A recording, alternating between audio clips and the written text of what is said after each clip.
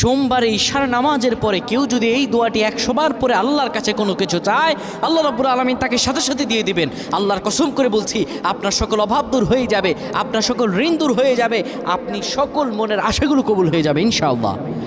কেউ যদি সোমবার বরকতপূর্ণ রাত, এই সোমবারে আমার রাসূলুল্লাহ দুনিয়াতে এসেছিলেন, সপ্তাহে রোজা রাখারও সওয়াব আছে এই দিনে। কোনো ব্যক্তি যদি সোমবারে ঈশার নামাজ পড়ে সুন্দরভাবে ওযু করে কিবলামুখী হয়ে বসে ইয়া যাল জালালি ওয়াল ইকরাম 100 বার পড়ে,